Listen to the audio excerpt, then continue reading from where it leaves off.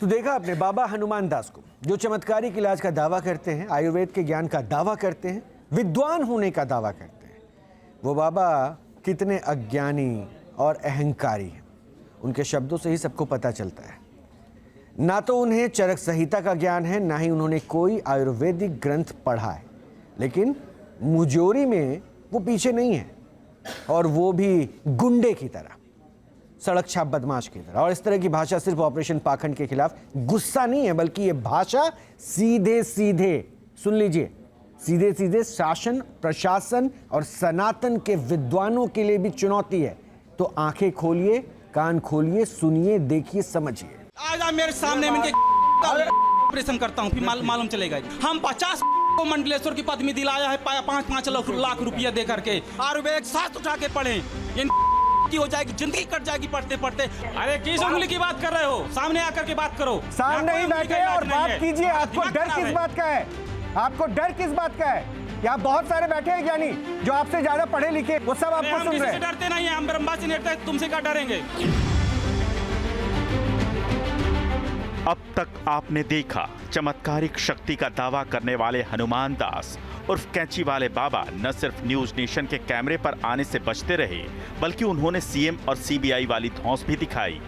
सर्वी से सीबीआई मुझे फोन किया था, अभी फोन कर दूं, अभी सीबीआई आ जाएगा, मुख्यमंत्री भी यहाँ हाजिर लगाएगा। हम जब चाहे मुख्यमंत्री भी दौड़ेगा और सीबीआई भी मेरे पीछे दौड़ेगी, तो फिर हम पीछे कम नहीं है, न पैसे में कम है और न ही अपनी बहादुरी दमदारी में कम है। ये तो शासन और प्रशासन सबको दे। बहरहाल कैंची वाले बाबा किसी तरह न्यूज नेशन के मंच से जुड़े, और जब उनसे इलाज के तरीकों को लेकर सवाल किया गया तो बाबा चरक संहिता की रट लगाते रहे। हालांकि जब उनसे चरक संहिता के बारे में सवाल किया गया तो वो इस बारे में बता नहीं पाए।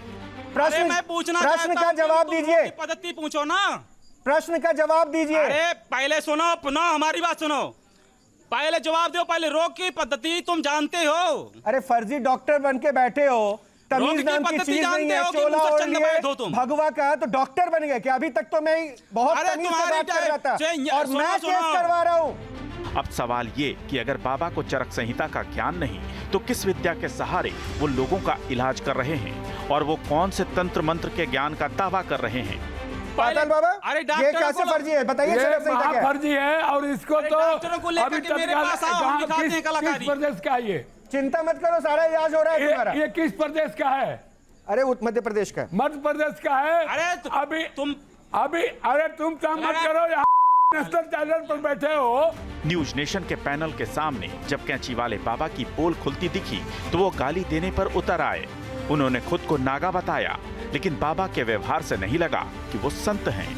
सामने आकर के बात करें हमसे, हम ये सामने जवाब देते हैं। हम 50 को मंडलेश्वर की पदवी दिलाया है, 5-5 लाख रुपया दे करके। वो क्या जाने हमारा चरक संहिता पढ़े, सालिग्राम निघंट पढ़े, भाव प्रकाश किताब पढ़े, चक्रदत्त पढ़े, उनको समझ में आ जाएगा कि किस किताब में पद्धति लिखा है। सारी आयुर्वेदिक संस्था को दाव करके इंग्लिश दवाओं को लगा दिया और अरबों खरबों रुपए लूट रहे हैं ये लोग। ये मैं कहना चाहता हूँ, खुद को सनातनी कहने वाले बाबा सवालों से इतने बौखलाए कि उन्होंने संत समाज को ही पशुओं की श्रेणी में डाल दिया।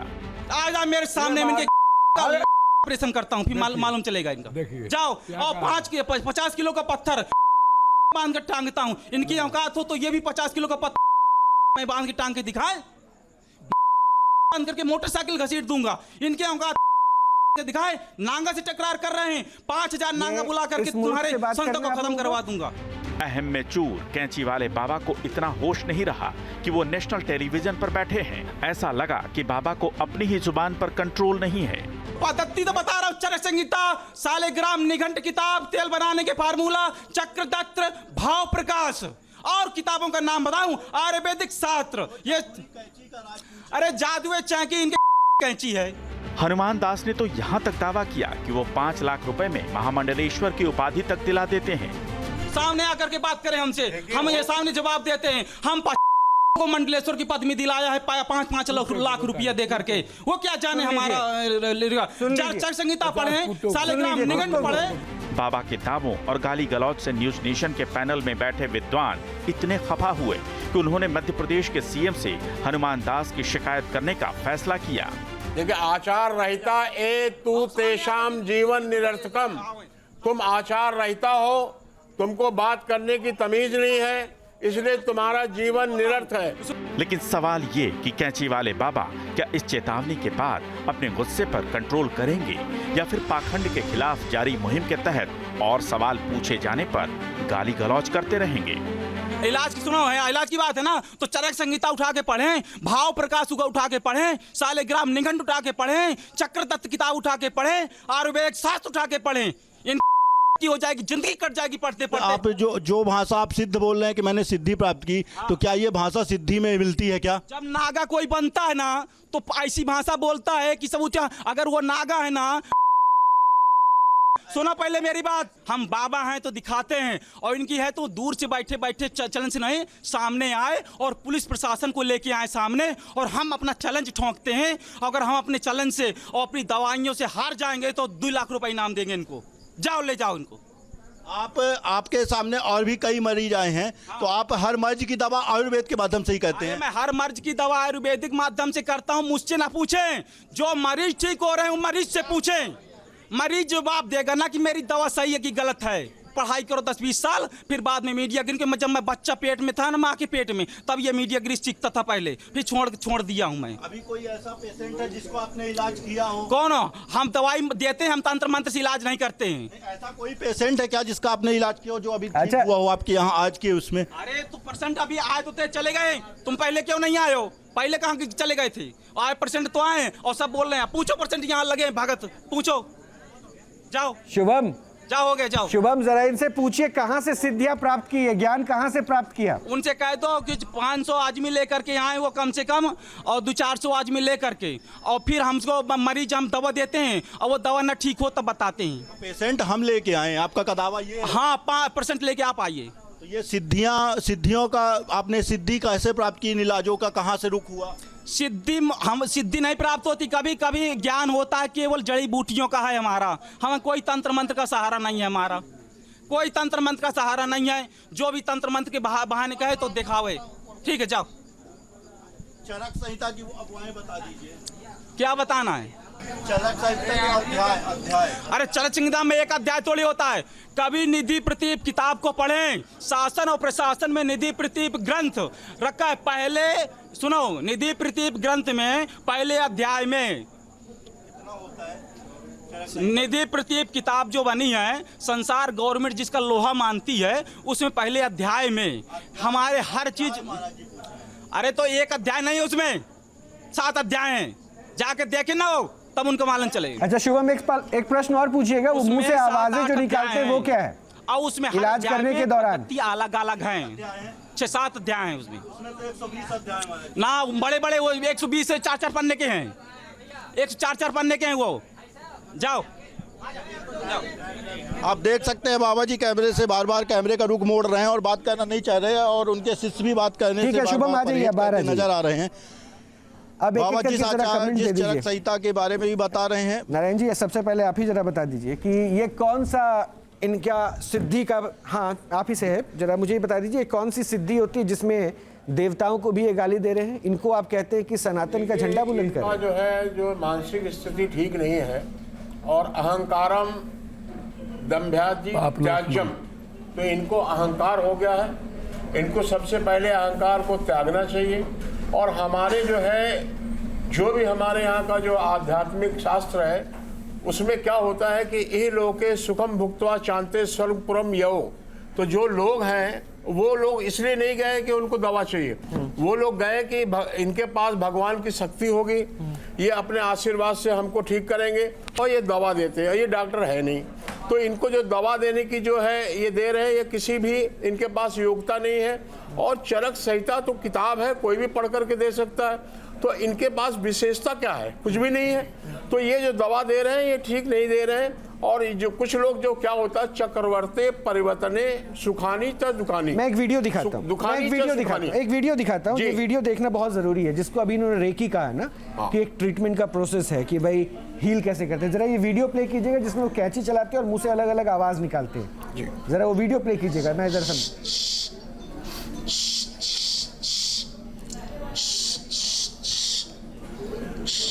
आवाज निकालते हैं जैसे कि इसको हो कि चीर फाड़ हो रहा है।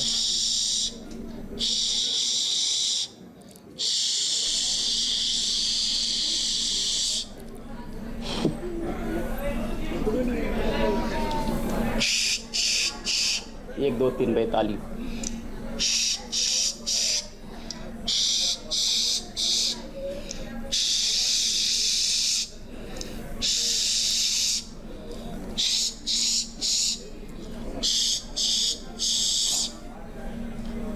पाताल बाबा, आपने तो बहुत सारी अध्ययन कर रखी है, जरा मुझे ये बताइए ये चरक संहिता में कहाँ ऐसे लिखा है कि ये उंगलियां ऐसी और मुंह से ऐसी आवाज? कि चरक संहिता और जितने भी हमारे आयुर्वेद में किताब है कहीं नहीं है। स्पर्श चिकित्सा भी इनको नहीं करने आता है।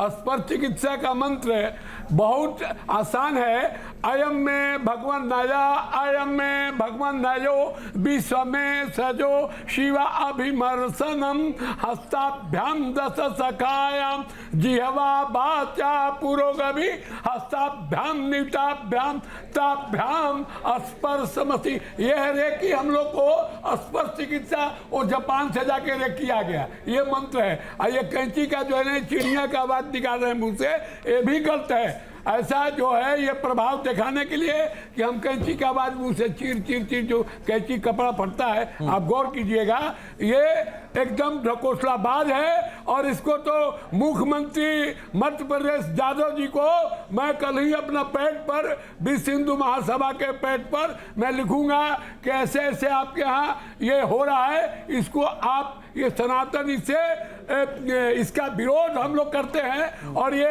ढकोसलाबाज है। को देखिए गाली दिया और ये बोलता है नहीं, तो अब तो चुनौती आप लोगों के लिए ज्यादा है, क्योंकि आप लोग सनातन के प्रहरी बन रहे हैं। आप 3 लोग हैं, शांडिल जी मैं आपको भी शामिल कर रहा हूं, और अब चुनौती आप लोगों के लिए कि आप लोगों के सामने बैठ के भगवान को गाली दे रहे हो, अपने आप को सबसे प्रखंड विद्वान कह रहे हैं। ये कौन सी प्रक्रिया चल रही थी? ये संत नहीं है, ये ढोंगी है। क्योंकि संत सरल चित जगत हित, संत सरल चित होता है। उसकी वाणी पर नियंत्रण होना चाहिए, उसके मुख पर राम नाम विराजमान होना चाहिए, उसके मुख पर गाली ये कह रहा है कि भाई 5-5 लाख रुपए देके महामंडलेश्वर, तो ये घोषणा करें कि पैसे लेकर महामंडलेश्वर बनाए जाते हैं, पहली बात। दूसरी बात कि ये जो बात कह रहे हैं कि किसी भी कुत्ते बिल्ली को उठाकर ये महामंडलेश्वर बनाते हैं, तो क्या कुत्ते बिल्लियों को भी महामंडलेश्वर बनाया जा सकता है? तीसरी बात, महाराज संजीवनी बूटी लेने गए थे, लेकिन महाराज के साथ आपने जो शब्द का प्रयोग किया, क्या संत समाज इसे स्वीकार करेगा? अच्छा, मुझे इतना बता दीजिए ना, आपने बहुत शास्त्रों को पढ़ा है, क्या ये शास्त्र में कहीं वर्णित है, कहीं वेदों में वर्णित है, या चरक संहिता में? तो बार बार ये पूछ रहा हूं, मैं तो नहीं जानता, क्या ये वर्णित है कि भाई ऐसे इलाज हो सकता है? कहीं ऐसा वर्णन नहीं है। देखिए, आयुर्वेद से इलाज होता है, पर ये इन्होंने आयुर्वेद का कितना अध्ययन किया, मुझे नहीं लगता इन्होंने ढंग से अध्ययन किया है। दूसरी बात, यदि ये दवा देते तो वो भी बात समझ में आती है। केवल दवा नहीं, दवा तो बाद की बात है, ये हाथ से ऐसे ऐसे कैंची चलाने की जो प्रक्रिया है, इसका तो इन्होंने उत्तर ही नहीं दिया कि ये इसका अध्ययन चरक संहिता के बारे में नहीं पता, क्योंकि उसमें चरक संहिता में 120 अध्याय हैं और ये 7 अध्याय की बात कर रहे थे, और 8 हिस्सों में चरक संहिता बटा पड़ा है। चरक संहिता में इसका वर्णन नहीं है, कैंची चलाने का, इस प्रकार मुंह से आवाज निकालने का कहीं वर्णन नहीं है, खुलेआम झूठ बोल रहे हैं। अच्छा, मैं एक बार शुभम का रुख कर रहा हूँ। शुभम, अगर आपके लिए मुमकिन हो तो एक बार फिर से जाए। देखिए, यहाँ पे अभी मैंने किसी डॉक्टर से बात नहीं की है, जो है वो हिंदू धर्माचार्य धर्मगुरु हैं, जो वेद शास्त्र को जानते हैं। इन्होंने कहा कि चरक संहिता में तो ऐसा कुछ है ही नहीं है, जो क्लेम जो कर रहे हैं। आयुर्वेद में ऐसी कोई पद्धति नहीं है कि भाई आप उंगलियां हिला के मुंह से अलग अलग आवाजें निकाल के किसी पेशेंट को ठीक कर दे।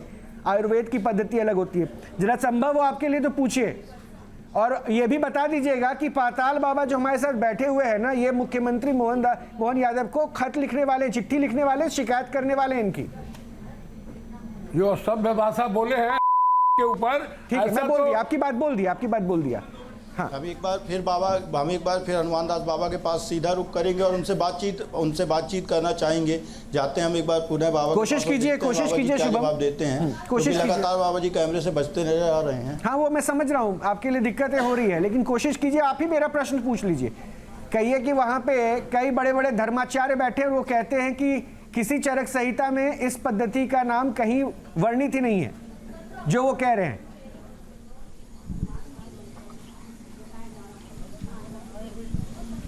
जी, हम बाबा जी के पास जाएंगे और उनसे एक बार पुनः बात करना चाहेंगे। जी हम बाबा जी के पास आएंगे, बाबा से बात करना चाहेंगे। देख रहे हैं बाबा जी अभी बाबा जी उठ के चले गए। नहीं है। देख सकते हैं आप बाबा जी अब पुनः जी हाँ, बाबा जी कैमरे के सामने नहीं आ रहे। और बाबा जी का सीधा कहना है कि जिस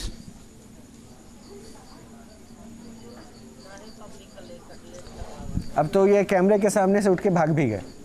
मतलब एक तो वो हमसे बात नहीं करना चाह रहे और बात करने का इस आदमी के पास सलीका भी नहीं है। कैमरे के सामने से बाबा जी जाते। अच्छा, तो भक्तों से जरा बात कर लीजिए। तो क्या उनको पता है कि किस पद्धति से उनका इलाज हो रहा है, फायदा कैसे हो जा रहा है?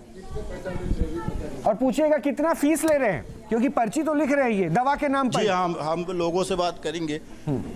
अभी आप पहली बार आए हुए हैं? जी हाँ। तो कोई फीस वगैरह भी लगती है? नहीं, कुछ नहीं, निःशुल्क है, निःशुल्क सेवा है। कहाँ से आए हुए हैं आप? हम इलाहाबाद। क्या दवाइयाँ दी जाती हैं?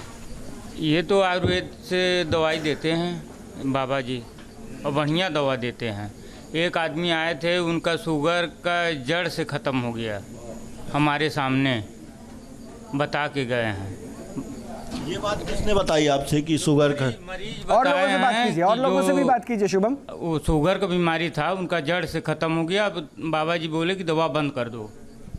कहाँ से आए हुए? आप कहाँ से आई हुई हैं? इलाहाबाद से। इलाहाबाद से। किस मर्ज के लिए आई हुई?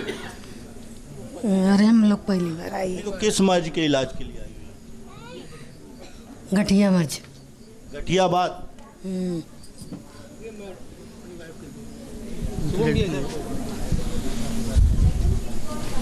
आप भी इलाज के लिए आए हुए हैं? नहीं, मैं इलाज के लिए आया, लेकर आया पता लेके। कहाँ से बिटिया हैं आप? हमारे सतना जिला से। सतना के हैं? हाँ। किस मर्ज के लिए आए हुए हैं? पथरी का इलाज के। कोई दवा का पैसा, कोई पर्चे का पैसा भी लिया जाता है? नहीं लिया जाता, मतलब निःशुल्क इलाज? निःशुल्क इलाज। ठीक। बाबा की बाड़ी और वार्ता शैली से आप देख सकते हैं कि किस पद्धति का और किसका सिद्धि बाबा ने प्राप्त की हुई है। क्योंकि भाषा, लोगों का कहना है कि जो एक आम भाषा होती है और बात करने का तरीका होता है, वह स्पष्ट करता है कि लोगों के अंदर क्या क्वालिफिकेशन है।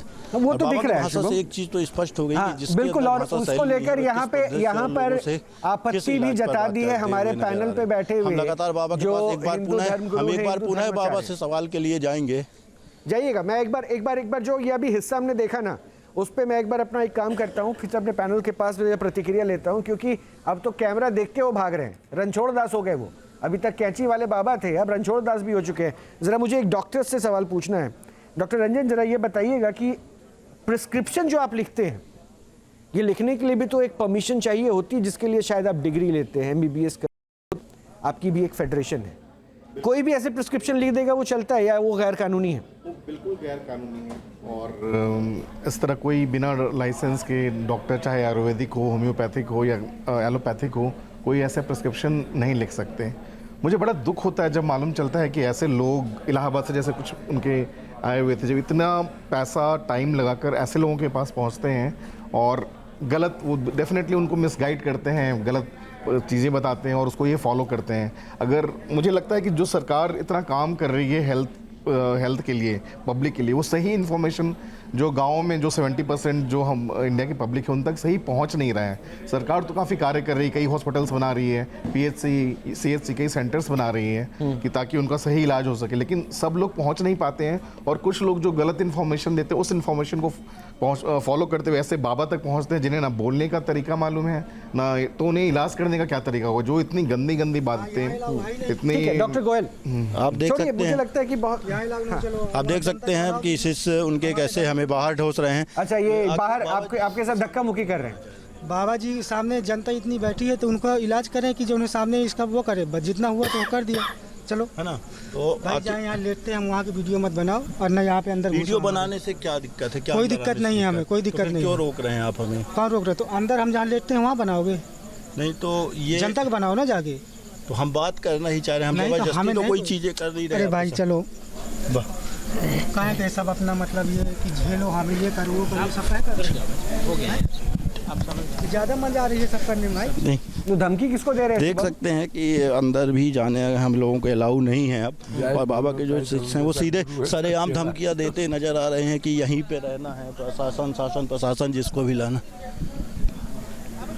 ऐसा कैसे बोल सकते हो तुम? अबे कब धमकी दी जा रही है तुम्हें? आप देख सकते हैं, आप अंदर जाने धमकी क्या दी गई है तुम्हें? अभी भी वो कैमरे पे बदतमीजी कर रहे हैं आपके बोल साथ। रहे हैं कि धमकी दे रहे हैं हमें? कौन धमकी दे रहा आप है? बाहर कर ही तो रहे हैं। तो नहीं, हम जान लेते हैं वहाँ की वीडियो बनाओगे तुम? तुम्हारे घर में जो उन्हें मैं चल के बनाता हूँ बनवाओगे तुम? तो लड़ क्यों रहे हैं आप? धमकी की बात तो लड़ क्यों कर क्यों रहे हैं आप? नहीं, धमकी की नहीं बात तो क्यों आप कर रहे हैं? लड़ क्यों रहे हैं? नहीं, धमकी की तो बात हमने कवरेज तो ये भी अंदाज क्या है? ये धमकी का अंदाज नहीं है क्या? हमें धमकी दे रहे हैं, हमें आप भेज क्या- रहे आप क्या कर हैं। रहे अभी हैं? तुम ही करो कि हमें धक्का मारो और भेजो, ये करो दुनिया का बता रहे हो यार तुम। डबल क्रॉस कर रहे हो क्या? हेलो, आप देख सकते हैं, हमने अभी तक हनुमान दास बाबा से बातचीत की और देखा कि क्या कैसा उनका रहा। बात करने की उनको बोलिए आपको अपना कोशिश काम करेंगे करने एक बार दें। पुनः बाबा से, देखते हैं बाबा क्या कहते हैं। लेकिन वह बाबा अभी हैं नहीं, है ना। उनके जो शिष्य मंडली भी है वह भी लगातार काम से, और यहाँ पे जो भक्तगण हैं वह भी, बाबा ने पूरी तरह से अपना चबूतरा बंद कर दिया। लोग भी अब लोगों का भी जाने का रुख हो चुका है, क्योंकि उनके शिष्य लोगों ने भी बोल दिया है कि आज का चबूतरा अब यहीं पर समाप्त होगा और बाबा अब किसी प्रकार सामने आने को तैयार इतना नहीं क्यों है। घबरा गया शुभम न्यूज नेशन से कि उनका पाखंड, उनका झूठ सबके सामने आ जाएगा? जो चरक संहिता का ज्ञान और पढ़ने की बात कह रहे थे, उनको ये नहीं पता कि चरक संहिता में कितने अध्याय होते हैं। हाँ शुभम, बाबा के अनुसार चरक संहिता में सिर्फ 7 ही अध्याय हैं। जी जी जी जी जी जी जी। क्या हुआ शुभम? क्या आपको वो फिर से धमकी दे रहा है क्या? कि उनके जो पाखंड है, उनकी जो शैली है उसका, जी हाँ, बाबा के द्वारा सीधा बोला गया और उनके शिष्यों के द्वारा कि इस तरह की कवरेज आप क्यों करने आए हैं, अगर देख लिया जाएगा प्रशासन आप किसी को लेके आइए, नहीं तो ठीक नहीं होगा। लगातार बाबा और उनके चेलों के द्वारा अवैध तरीके की धमकियां भी दी जा रही हैं। ये तो फिर बहुत बड़ी चुनौती मध्य प्रदेश सरकार के लिए भी है ना, कि उनके प्रशासनिक व्यवस्था में उनको चुनौती देने वाला कोई ठग बैठा हुआ है, कोई पाखंडी बैठा हुआ है। कहीं ना कहीं एक और जी बात आप देख सकते हैं कैमरे के सामने, तो आम इंसान के साथ तो होना ही जायज़ है। जब मीडिया पर्सन को भी लगातार धमकियां दी जा रही हैं। नहीं कोई नहीं, ये मुझे लगता है कि शायद सरकार को भी, मध्य प्रदेश की सरकार को और प्रशासन को जो खुली चुनौती अभी मिली है, अब वो देख लें कि इस पाखंड के आड़ में, इस बाबागिरी के आड़ में किस तरह से वो जो है लोगों को तो गुमराह नहीं कर रहे, सरकारों को भी जो है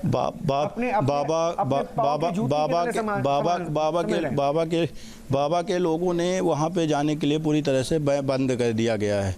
अब अंदर जाना किसी प्रकार से पॉसिबल नहीं है, क्योंकि वो उनके तरफ से अब लगातार धमकियां, मारने की धमकियां और कई प्रकार की धमकियां दी जा रही हैं। कोई बात नहीं शुभम, आप अपना ख्याल रखिए, क्योंकि जिन तस्वीरों को आपने कैमरे के माध्यम से भी देखा, बिल्कुल, और जिन तस्वीरों को आपने कैमरे पे कैप्चर किया ना, ये तस्वीरें बताने को काफी है कि वहाँ किस तरह से ये गुमराह करने का एक दुकान चल रहा है, और उसके बारे में अगर किसी को पड़ताल करने की जरूरत पड़ी तो वो उसके साथ बदतमीजी भी कर रहे हैं और धक्का मुक्की करने को भी तैयार है। एक बार कैमरा पैन करा के दिखा दीजिए कि किस तरह से वहाँ के उनके जो गुंडे हैं, सो कॉल्ड बाबा के गुंडे, वो वहाँ पे आपको चारों तरफ से घेर के उन्होंने रखा है कि अंदर नहीं जा सकते हैं। ये जो आप कैमरे में सामने आप देख रहे हैं, जितने ये खड़े नजर आ रहे हैं कैमरे के सामने, ये बाबा के गुर्गे हैं और बाबा अंदर जा चुके हैं। इन गुर्गों के माध्यम से लगातार धमकियां, और कैमरा पर्सन और मुझे संवाददाता, मुझे खुद भी धमकियां दी जा रही हैं लगातार। आपका ये चले जाओ वरना आपके लिए सही नहीं होगा। अच्छा चले जाओ वरना आपके लिए सही नहीं होगा। बाबा एक और आप सीधा आप देख रहे हैं, आप सीधा तो इससे ये नज़र आता है कि यह सिर्फ आयुर्वेद के नाम पर सीधा एक पाखंड संचालित कर रहे हैं, और जो इसका खुलासा करना तो सीधे धमकियां दी जा रही हैं। डॉक्टर गोयल, और कहीं ना कहीं यह जो आप लोग प्रैक्टिस कर रहे हैं ना, लोगों को ठीक करने की कोशिशें ये कर रहे हैं, मुझे लगता है कि चैलेंज आप लोगों के लिए भी बहुत बड़ा है। और मैं अब तक मुझे लगता है कि सैकड़ों एपिसोड कर चुका हूँ ऑपरेशन पाखंड के। मैंने माना है कि डॉक्टर सिर्फ यहाँ के बोलते हैं ये गलत हो रहा है, बट आप लोगों ने कोई एक्शन क्यों नहीं लिया? अब तक कोई फेडरेशन आपका इस पर क्यों नहीं वर्क किया, जो ट्रीटमेंट के नाम पे लोगों की जान से खिलवाड़ हो रहा है?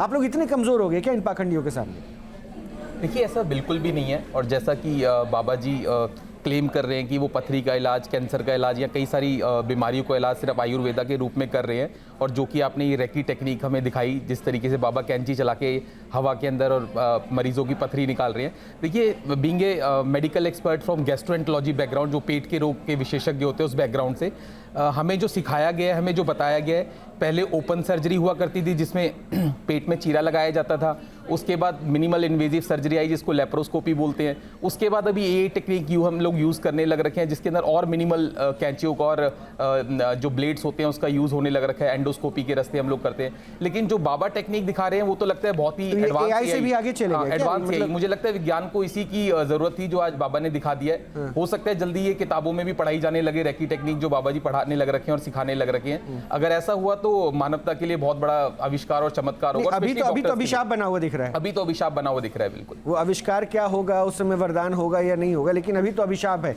ना। शैली ठीक है और क्या दवा लिख रहे हैं नहीं लिख रहे हैं। वो एक्चुअली आपका कैमरा देखते सारी जितने वो नर्वस हुए, जितने वो उत्तेजित हुए, उसी से पता लगता है कि वो कितने ज्ञानी हैं और वो किस तरीके का उपचार कर रहे हैं मरीजों का। जिस भाषा का वो उपयोग कर रहे हैं वो बिल्कुल भी इस तरीके के जो बाबा अपने आप को क्लेम कर रहे हैं उनके लिए बिल्कुल भी ठीक नहीं। मिश्रा जी, मुझे देखिए, आप लोगों अभी जब बात कर रहे हैं ना तो ऐसा लग रहा है कि आप लोगों के पास ज्ञान बहुत है, इसलिए शायद श्लोक निकलता है, कोई मंत्र निकलता है, आप बताते हैं। ये हो सकता है ज्ञानियों की पहचान हो। तो ये कौन सा ज्ञान है जिसमें जो है न सलीका है न तरीका है, और आयुर्वेद के नाम पर दवाओं के जो पैसे लिए जा रहे हैं, आयुर्वेद को पढ़ने और जानने की भी तो जरूरत होती है। देखिए, एक चीज़ ऐसा है कि एक चीज़ है मूर्खता, बेवकूफ़ी, दम्भ्यादि। तो इनके अंदर वो चीज़ आ गई है। मूर्ख शब्द जो बना हुआ है तो ऐसे ही लोगों के लिए बना हुआ है। लेकिन मैं आपको एक चीज़ बताना चाहता हूँ कि हमारे शास्त्रों में जो है तंत्र एक ऐसा शब्द है कि तनुधन यंत्र, वो शरीर को ठीक करने के लिए किया जाता था, मंत्र पढ़ा जाता था। और ये जो कर रहे हैं बाबा जी, इसके करने के पीछे बहुत सारे जो है हमारे सिस्टम जो है वो ख़राब होने की वजह है। एक हमारा सरकार फेलियर है। हमारे डॉक्टर लोग जो है कभी देहात में नहीं जाते, डर के मारे वो शहर में रहते हैं। उनको भेजा भी जाता है, वो भाग करके आ जाते हैं, छोड़ देते हैं और अपना प्रैक्टिस करने लगते हैं। तो जो सिस्टम हमारा देश का है वो पूरा खराब हो गया है। और जो हमारे नेता हैं उसको ठीक करने की जरूरत भी नहीं समझते, ना ठीक कर रहे हैं।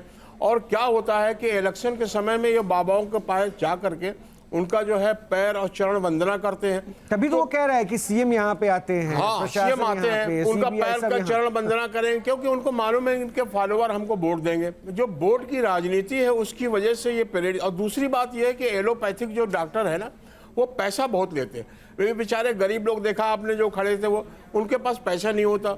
वो अगर जाएंगे अपना पथरी का इलाज कराने तो उनसे 1-2 लाख रुपया डॉक्टर लोग ले लेते हैं, ऑपरेशन का ले लेते हैं। पैसा बड़ा महंगा हो गया है इलाज। इस वजह से आप देखे होंगे कि एक आदमी से ऐसा भी होता है कि जो 5 पुस्त का जो कमाया हुआ पैसा है, हाँ, वो डॉक्टरों के यहाँ दे जाते हैं। मैं मान रहा हूँ कि भारत में मेडिकल टर्म में कीमत बहुत ज्यादा लगती है, इसके लिए कार्रवाई की जरूरत चलते हैं। जी हाँ, इसके लिए कार्रवाई। एक बात बताइए आप, एक वेंटिलेटर मैंने 14 में काफी लिखा था। मैंने कहा था कि गांव में जो है ना अस्पताल खोले, काफी मैंने काम किया इस पे, काफी लिखा है आपके पास, मैं लेटर भेज दूंगा काफी, कि गांव में भी डॉक्टर होने चाहिए, लेकिन नहीं हुए। मैंने कहा था वेंटिलेटर होने चाहिए, वो भी नहीं हो पाया ज़्यादा। आप बताइए एक वेंटिलेटर कितना दाम होता है, लेकिन अगर वेंटिलेटर में एक आदमी को लगा दिया जाता है 1 दिन के लिए तो उससे लाखों रुपया रोज का लेते हैं। कई लोग हमारे जानने वाले हैं, लाखों रुपए देते बेचारे, वो लोग अपना घर बेच देते हैं, मकान बेच देते हैं। मैं इस बात को पूरी तरीके से मानता हूं कि हमारे देश में डॉक्टर्स की कमी है, हमारे देश में इलाज, हालांकि ये भी आपको मानना होगा कमी है, वो ऑन एन एवरेज रेशियो अगर आप देखेंगे तो ये डॉक्टर्स के हमारे देश में कमी है, इस बात को आप मानिए। ये कई रिसर्च में भी आया और खुद सरकारें भी मानती है। बहरहाल मेरा ये मुद्दा नहीं है, और मैं इस बात को मानता हूं कि डॉक्टर्स की कमी, इलाज का महंगा होना, इनका जो है किसी और देश में अभी इससे ज्यादा महंगा है। ये रवैया है इनका, जो है मैं 101% बता सकता हूं, इनकी मानसिक स्थिति ठीक नहीं है। इनको जो है पागल खाने जाने की जरूरत है। इनका इलाज, इनका भी इलाज नहीं तो आप लोग पागल खाने जाएं ना जाएं, जैसे पताल बाबा ने कहा ना, इनिशिएटिव लेके कि ये मुख्यमंत्री को खत लिखेंगे और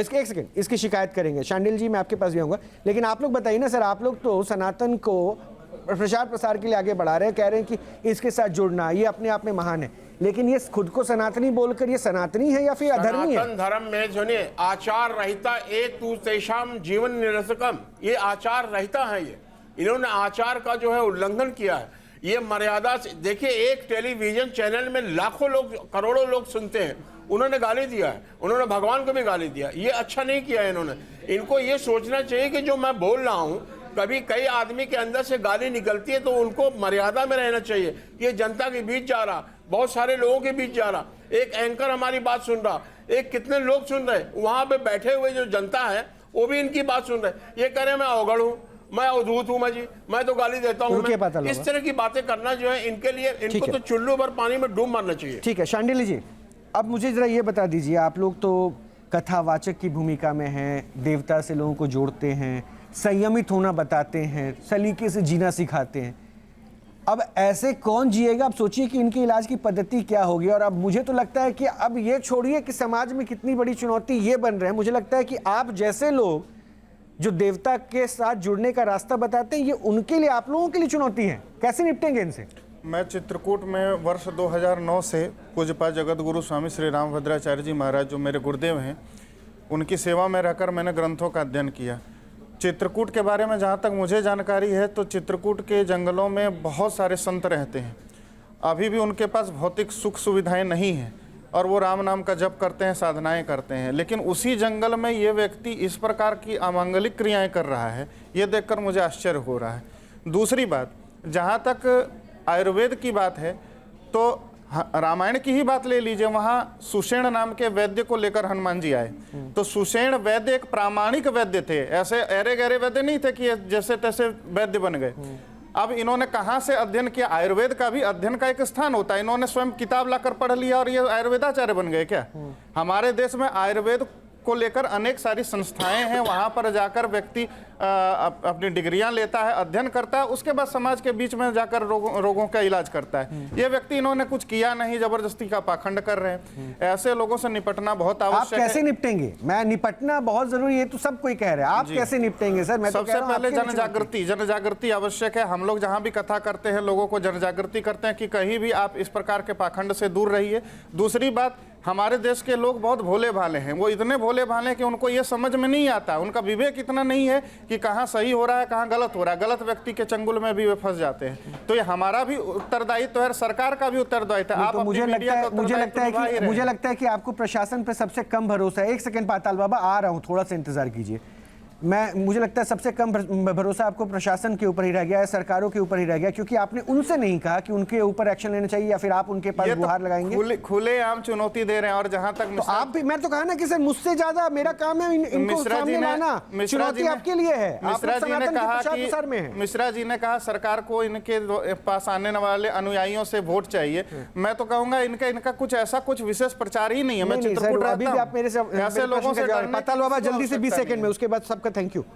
पाताल बाबा जी, क्या कहना चाह रहे थे? मैं ये कहना चाह रहा था, आपके न्यूज नेशन से पूरे विश्व को संदेश देना चाहता था, आपके रंजन जी, आपके रोहित रंजन जी, आपके थ्रो, कि एक एंकर के साथ इसको कैसे व्यवहार करना चाहिए, एक संत को क्या भाषा होना चाहिए। हमारे संत का लिखा हुआ है, सत्यम बुर्यात प्रियम बुर्यात, न बुर्यात सत्यम प्रिय, अर्थात सत्य बोलो प्रिय बोलो। अगर किसी को प्रिय सत्य भी लगता है तो उसको भी ये मत बोलो। ये तो मर्यादा है और ये पाखंडी है। और मैं मोहन यादव जी को, आदरणीय मुख्यमंत्री मध्य प्रदेश को, अपना विश्व हिंदू महासभा के, जिसका मैं महामंत्री हूँ, कल ही चिट्ठी लिखूंगा कि ऐसा ऐसा आपके यहाँ हो रहा है, इसको आप अंकुश लगाइए और ये सनातन को गाली और वो ड्राफ्ट मुझे भी भेजिएगा ताकि मैं भी अपने हैंडल से जो है उनको ये कंप्लेन करूं, क्योंकि हम जिस उद्देश्य पर है। बहुत बहुत शुक्रिया, बहुत बहुत शुक्रिया आप तमाम मेहमानों का। लेकिन ये अब मैं आपके ऊपर ही छोड़ रहा हूं।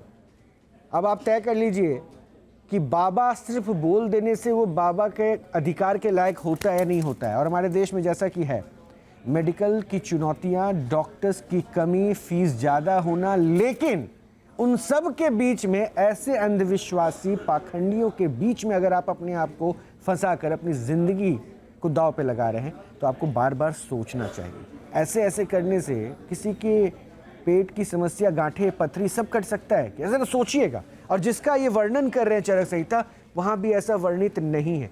लेकिन सोचिए, भोली भाली जनता उनके दरबार में पहुँचती है और दवा खरीद के ले जाती है। विश्वास ऊपर वाले पे रखिए, ध्यान रखिएगा। नमस्कार।